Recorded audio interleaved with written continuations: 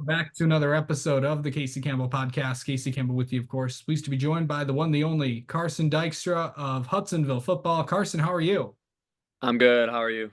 Doing well. So season's obviously a tough loss week one, but the last three wins, two of them, obviously all three huge wins against East Lansing week two, against rival Jenison week three, and then of course getting a big win against Rockford last week. hmm We'll start with the most recent one, with that win against Rockford. What did that mean just to this program and to just to the town, to the community, to everybody in Hudsonville to get that big win over Rockford? Uh, it meant everything for the city, but we were really confident that we were gonna win. There wasn't a doubt in my mind. Like I was a little scared that I was overconfident, but yeah, it was really big for the city. It was a big upset. Nobody really thought it. It was like treated like celebrated like it was a Super Bowl, but Yeah. yeah, it was a good win. Yeah, and obviously to win it in front of the home crowd. And obviously we know that anytime you got to defend your home field. What is Yeah. that like just to know when a game is being played in Hudsonville? What's just the atmosphere like? Because everyone will say, "Oh, it's great, nothing like being playing at home," but Yeah, every, it was incredible. Our student section showed out. There was a ton of people there, like a lot more than I thought. I mean, I knew it was gonna be big because it's Rockford and we beat East Lansing and Jenison, so we're looking like a solid team. So people were gonna come out and support. But yeah, it was nice to get that win in front of our home crowd, fans celebrate and stuff like that. I mean, the impressive. I mean, also this, the streak that they were on. I think they hadn't lost a regular season game since 2019. Uh, Mm-hmm.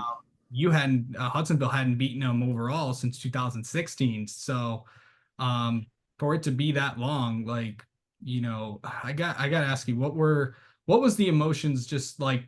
I mean, obviously, I know the team was really excited, but what was going through your head when all that happened?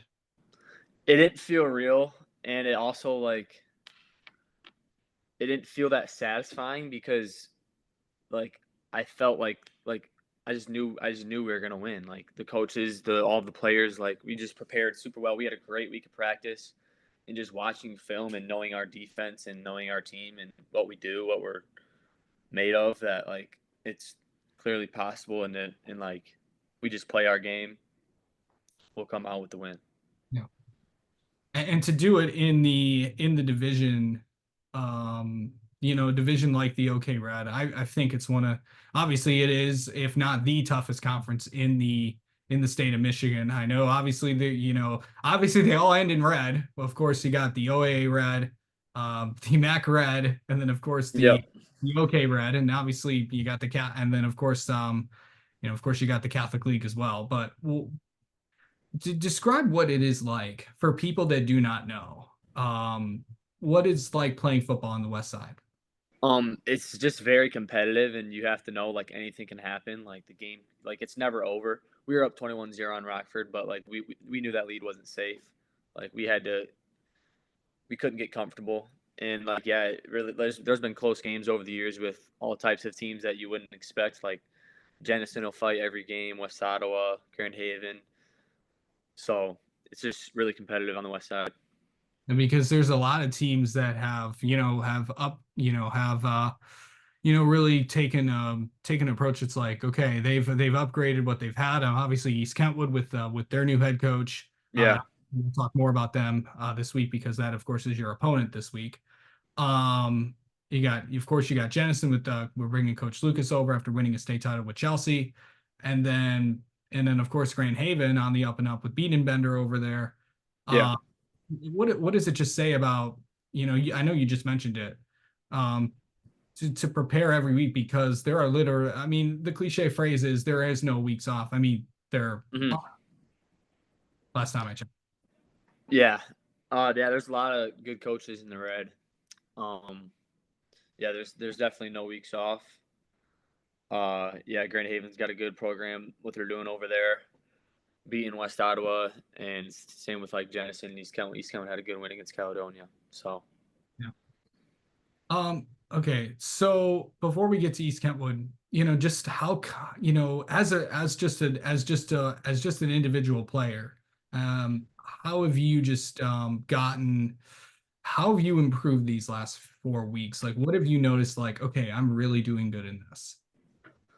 Um, I feel like my leadership has been good, and I've just been super positive. Like something goes wrong, just keeping people up and stuff like that. But yeah, I'd say my leadership has been really good for the team.